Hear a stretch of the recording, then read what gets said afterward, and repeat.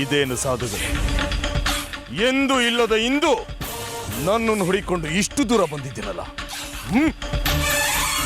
ಜೈ ಮಹಾಕಾಲ್, ನನ್ನಿಂದೇನಾದ್ರೂ ಆಗ್ಬೇಕಾಗಿತ್ತ?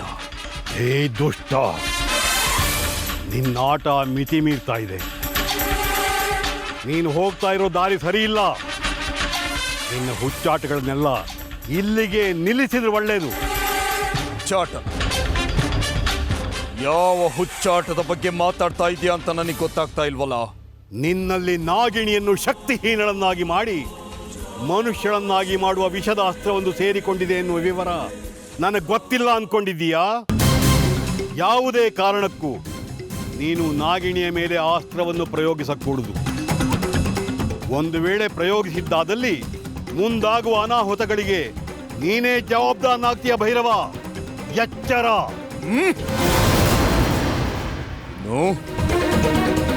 ಈ ಭೈರವನಿಗೆ ಬೆದರಿಕೆ? ಜೈ ಮಹಾಕಾಲ್!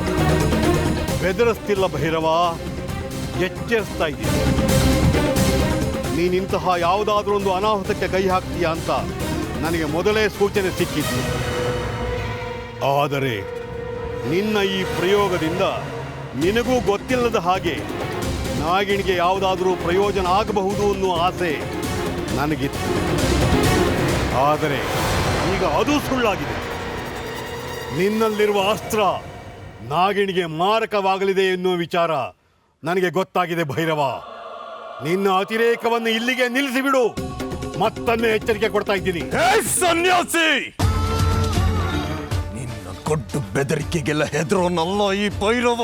ಭೈರವ, ಅತಿಯಾಯಿತು ನಿನ್ನೀ ಉದ್ದಟತನ. ಪ್ರಕೃತಿಗೆ ವಿರುದ್ಧವಾದ ಕೆಲಸ ಮಾಡ್ಲಿಕ್ಕೆ ಹೊರಟಿದ್ದೀಯಾ.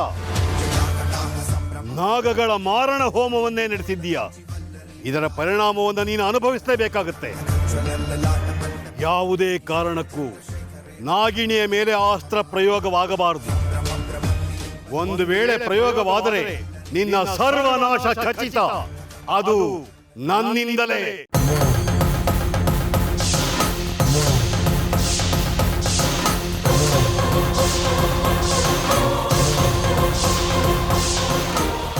ಏ ಸನ್ಯಾಸಿ, ನನ್ನನ್ನೇ ಸರ್ವನಾಶ ಮಾಡೋಷ್ಟು ಪೊಗರ ನಿನಗೆ?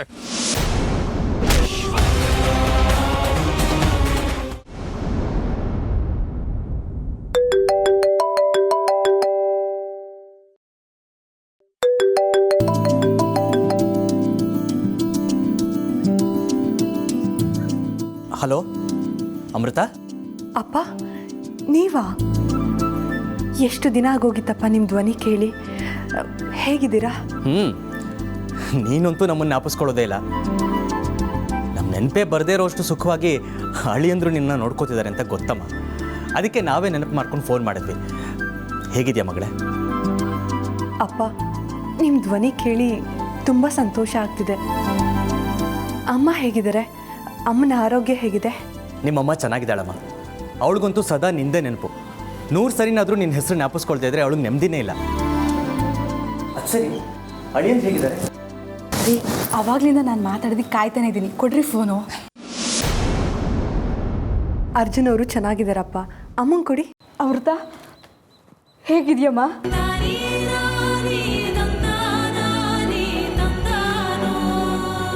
ಅಮ್ಮ, ಇಷ್ಟು ದಿನ ಆದಮೇಲೆ ಮಗಳು ನೆನಪಂತ.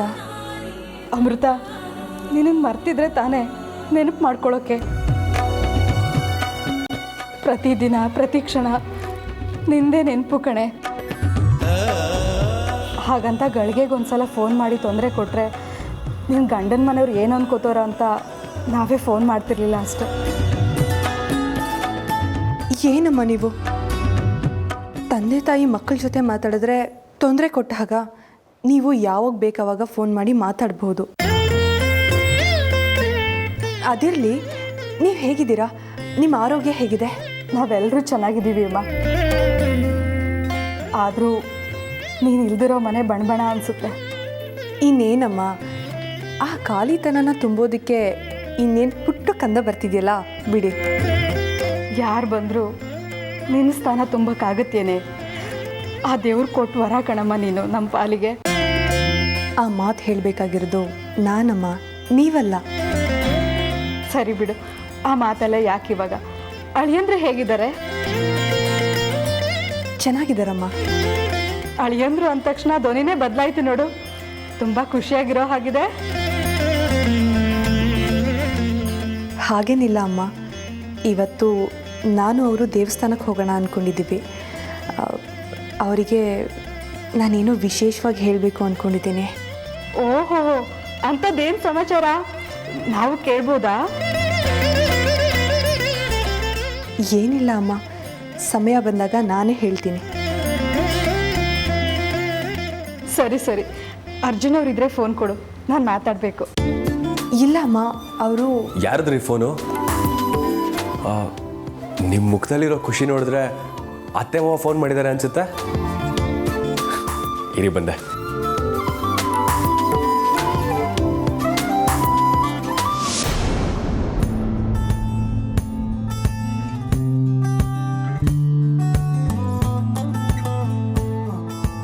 ಮಯೂರಿ, ಹುಟ್ಟುಹಬ್ಬದ ಶುಭಾಶಯಗಳು.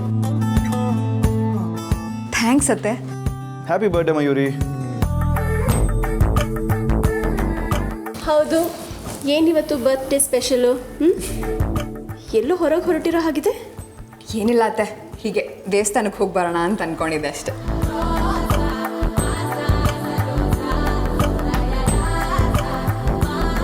ಯಾಕತ್ತೆ ಇಬ್ಬರು ಒಂಥರ ಇದ್ದೀರಾ? ಏನಾದರೂ ಮಾತಾಡೋದಿತ್ತಾ? ಅದು ಏನಿಲ್ಲಮ್ಮ. ಏನಿಲ್ಲ ಮಯೂರಿ, ಅದು ಅಮೃತ ಇವತ್ತು ಅರ್ಜುನ್ ಜೊತೆಗೆ ದೇವಸ್ಥಾನಕ್ಕೆ ಹೋಗೋಣ ಅಂದ್ಕೊಂಡಿದ್ಲು. ಸರಿ, ಹೋಗ್ಬಿಟ್ಟು ಬರಲಿ ಬಿಡು, ಅದಕ್ಕೇನಿವಾಗ? ಅಲ್ಲ, ಅರ್ಜುನ್ ನಿನ್ನ ಜೊತೆ ದೇವಸ್ಥಾನಕ್ಕೆ ಹೋಗಬೇಕು ಅಂತ ರೆಡಿ ಆಗ್ತಿದ್ದ, ಅದಕ್ಕೆ. ಅಯ್ಯೋ, ಇದಾ ವಿಚಾರ? ಏನಿಲ್ಲ ಅತ್ತೆ, ನಾನು ಸುಮ್ಮನೆ ಹೀಗೆ ಕ್ಯಾಶುವಲ್ ಆಗಿ ದೇವಸ್ಥಾನಕ್ಕೆ ಬಾರೋ ಅಂದೆ, ಅದನ್ನೊಂದು ಸೀರಿಯಸ್ ಆಗಿ ತೊಗೊಂಡ್ಬಿಟ್ನಾ? ಅವ್ನು ಅಮೃತ ಜೊತೆನೇ ಹೋಗ್ಬಿಟ್ಟು ಬರಲಿ, ನಾನು ನಿಮ್ಮ ಜೊತೆಗೋ ಇಲ್ಲ ಒಬ್ಳೇನೋ ಹೋಗಿ ಬರ್ತೀನಿ, ಪರವಾಗಿಲ್ಲ.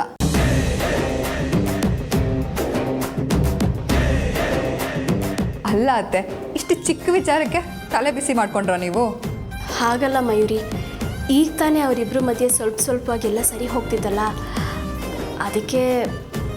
ಅತ್ತೆ, ನನಗೆಲ್ಲ ಅರ್ಥ ಆಗುತ್ತೆ. ಅವರಿಬ್ಬರು ಚೆನ್ನಾಗಿರ್ಬೇಕು ಅಂತಾನೆ ನನ್ನ ಆಸೆ ಕೂಡ ಅಲ್ವಾ.